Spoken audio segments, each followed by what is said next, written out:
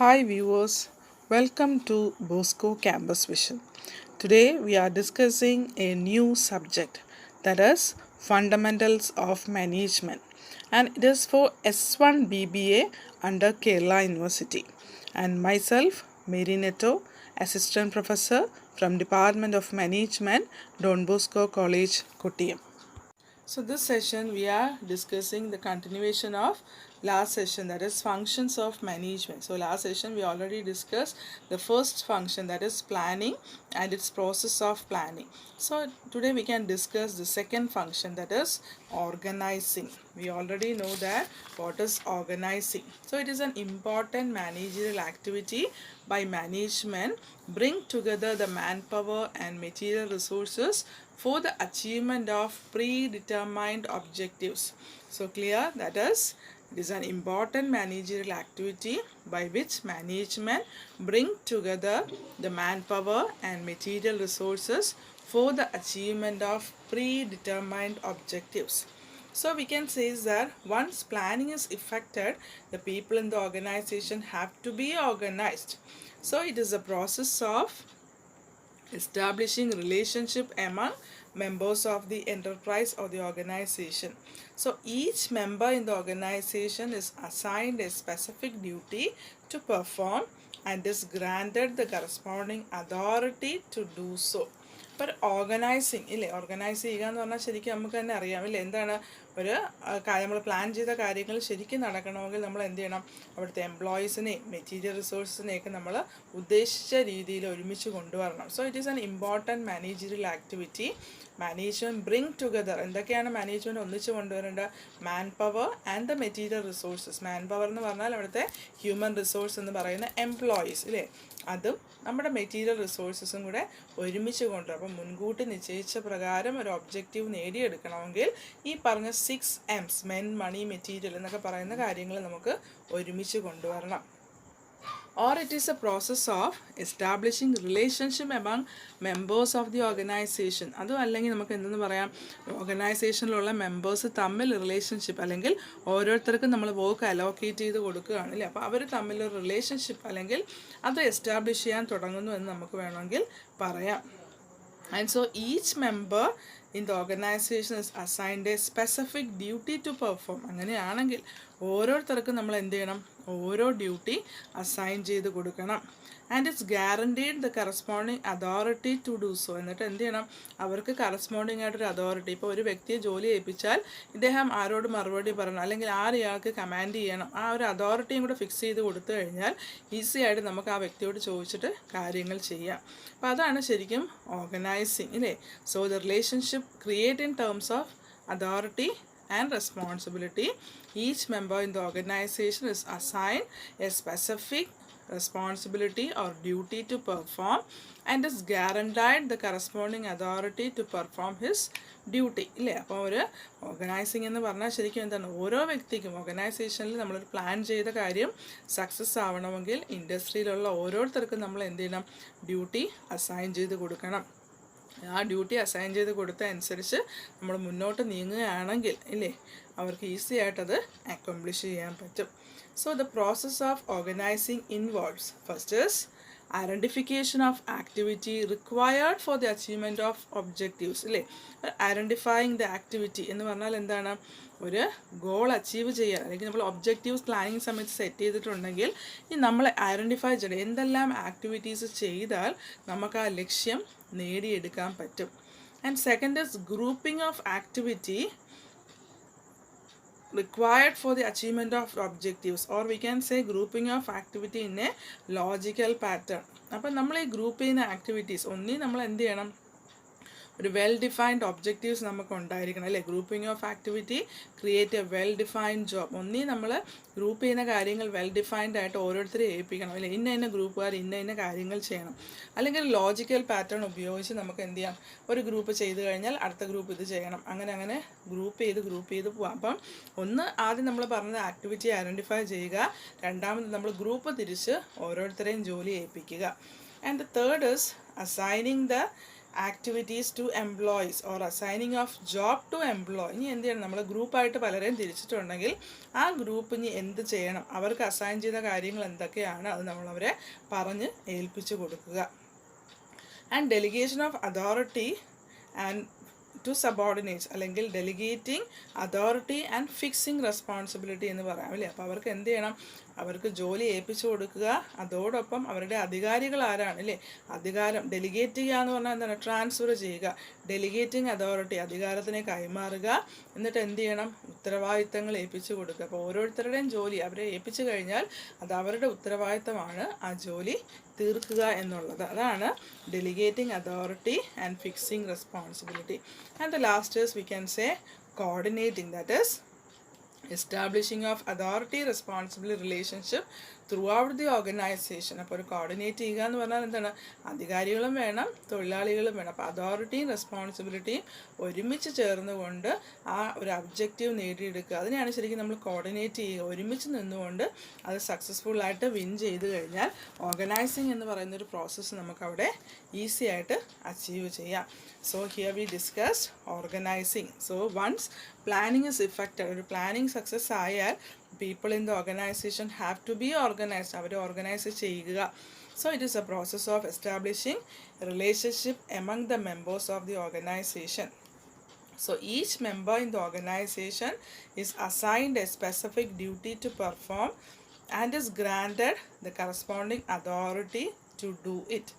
And the process of organizing involves identifying the activity, grouping the activity in a logical pattern, assigning the activity to employee, delegating authority and fixing responsibility, and the last is coordinating. So clear with the term organizing.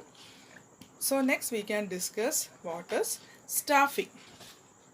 So this function of management pertains to recruitment, selection, training, development and appraisal of personnel. Or we can say it is a separate function in view of the need to employ right type of people and develop them for the well-being of the organization. So staffing involves manning the positions created by the organization process. So it is concerned with human resources of an organization. So in fact we can say every manager is associated with the employment, training and appraisal of human resources. So staffing is we can say is that it is a separate function അല്ലേ. Staffing എന്ന് പറഞ്ഞാൽ എന്താണ്, right man at the right place എന്ന് easy ആയിട്ട് പറയാം അല്ലേ. ഒരു വേക്കൻസികൾ ഫില്ല് ചെയ്യുക അല്ലെങ്കിൽ ഒരു ജോലി കണ്ടെത്തി കഴിഞ്ഞാൽ അവിടെ കറക്റ്റായിട്ടുള്ള വ്യക്തികളെ പോസ്റ്റ് ചെയ്യുക, അതിനെയാണ് നമ്മൾ സ്റ്റാഫിംഗ് എന്ന് ഉദ്ദേശിക്കുന്നത്. So it is a separate function in view of need to employ right type of people or right number of people and develop them for the well-being of the organization. അപ്പോൾ എന്താണ്, ഒരു ഓർഗനൈസേഷനിൽ നമ്മൾ നേരത്തെ പറഞ്ഞ ഓർഗനൈസിങ്ങിൽ ആക്ടിവിറ്റീസൊക്കെ group ചെയ്തപ്പോൾ ചില കാര്യങ്ങൾ ചെയ്യാൻ ആൾക്കാരില്ല, അല്ലെങ്കിൽ അവിടെ നമുക്ക് വേക്കൻസി ഒഴിഞ്ഞു കിടക്കുകയാണെങ്കിൽ അവിടെ നമ്മൾ എന്ത് ചെയ്യണം, കറക്റ്റായിട്ടുള്ള ആൾക്കാരെ നമ്മളവിടെ കണ്ടെത്തുക, അതിനെയാണ് നമ്മൾ റിക്രൂട്ട്മെൻറ്റ് സെലക്ഷൻ എന്നൊക്കെ പറയുന്നത്. അപ്പം ഒരു സെലക്ഷനിലൂടെയോ റിക്രൂട്ട്മെൻറ്റിലൂടെയൊക്കെ നമ്മൾ എന്ത് ചെയ്യണം, നല്ല ആൾക്കാരെ തിരഞ്ഞെടുക്കുക, അവരെ നമ്മൾ ഡെവലപ്പ് ചെയ്യുക എന്ന് പറഞ്ഞാൽ എന്താണ്, ട്രെയിനിങ് കൊടുക്കുക. നല്ല ട്രെയിനിങ്ങിലൂടെ ഓർഗനൈസേഷന് മാച്ച് ആവുന്ന രീതിയിൽ നമ്മളവരെ ഇപ്പോൾ ചില ഇൻഡസ്ട്രിയിലൊക്കെ നമ്മൾ ജോയിൻ, ഇപ്പം ബാങ്കിങ് സെക്ടറൊക്കെ ഉണ്ട്, അവിടെയൊക്കെയാണ് നമുക്ക് എന്താണ് 1 year 6 months പ്രൊബേഷൻ പീരീഡ് ഉണ്ട് എന്ന് പറഞ്ഞാൽ ആ ജോലി നമ്മൾ പഠിച്ചിട്ടാണ് ജോലിയിലേക്ക് പ്രവേശിക്കുന്നത്. അപ്പോൾ അതുപോലെ ഒരു ചില കമ്പനീസിൽ എന്ത് ചെയ്യണം, ഒരു ഫ്രഷേഴ്സ്, ഇപ്പം നിങ്ങൾ ഓരോരുത്തരും ഫ്രഷേഴ്സായിട്ടൊരു കമ്പനി ചെല്ലുമ്പം നമുക്ക് അവിടുത്തെ ജോലികൾ അറിയത്തില്ല, അപ്പോൾ അവർ നമ്മളെ അക്വയർ ചെയ്ത ശേഷം നമുക്ക് ട്രെയിനിങ് തരും. അപ്പോൾ അതിനെയാണ് നമ്മൾ ഡെവലപ്പ് എന്ന് ഉദ്ദേശിക്കുന്നത്. ഡെവലപ്മെൻറ്റ് ചെയ്യുക എന്ന് പറഞ്ഞാൽ എന്താണ്, നമുക്ക് ട്രെയിനിങ് തരിക.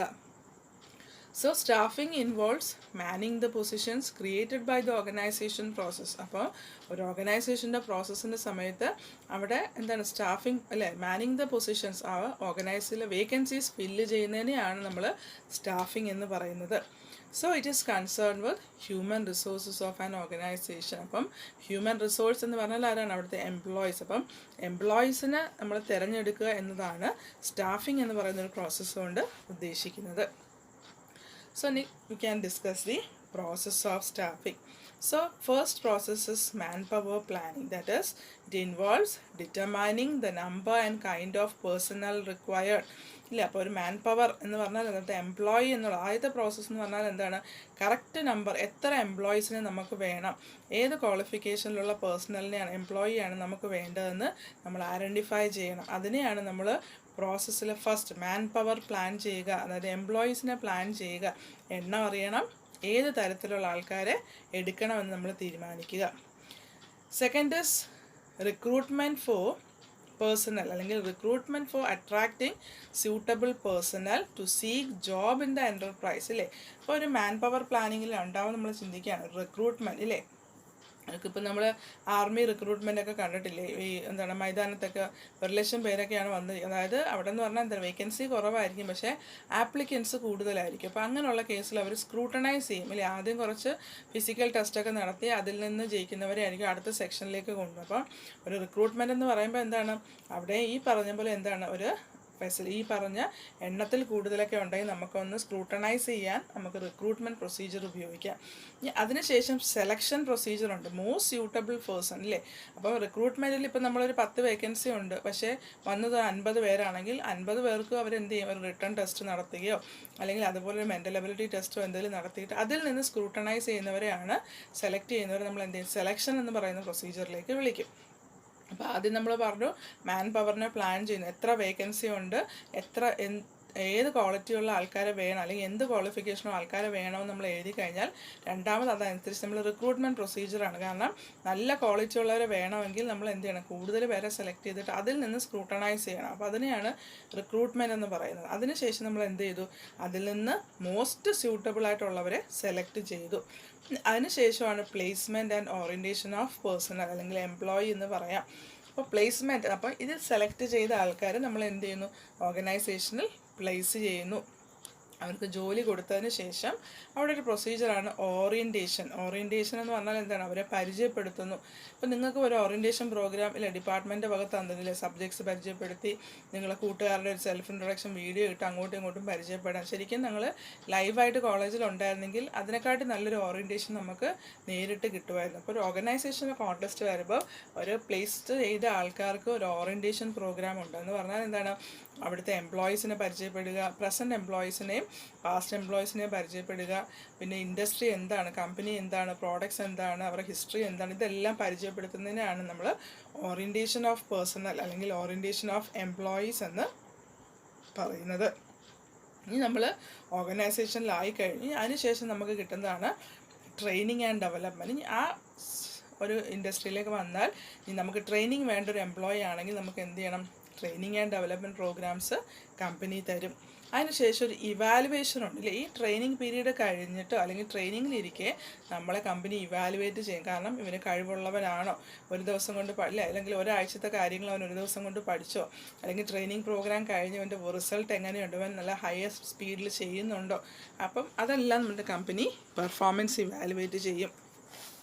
And then the last is transfer or promotion. ഇല്ലേ, പിന്നെ എന്താണ്, കമ്പനി ട്രാൻസ്ഫറോ പ്രൊമോഷനോ അല്ലെങ്കിൽ ഇനി തിരിച്ച് ടെർമിനേഷൻ ആൻഡ് ലേ ഓഫ് ഉണ്ട്. ഇല്ലേ, ടെർമിനേഷൻ എന്ന് പറഞ്ഞാൽ എന്താണ്, കമ്പനിയുടെ റൂൾസ് ആൻഡ് റെഗുലേഷൻസിന് എഗെയിൻസ്റ്റ് ആയിട്ട് നിൽക്കുക അല്ലെങ്കിൽ അവരുടെ ഡിസിപ്ലിൻ വയലേറ്റ് ചെയ്യുക എന്നുണ്ടെങ്കിൽ കമ്പനി എന്ത് ചെയ്യും, ടെർമിനേറ്റ് ചെയ്യും. അല്ലേ, കമ്പനി തീർച്ചയായിട്ടും നമ്മളെ വാർണിങ്ങിന് ശേഷം എന്താണ് എടുത്ത് പുറത്ത് കളയുന്നൊരു സിറ്റുവേഷൻ.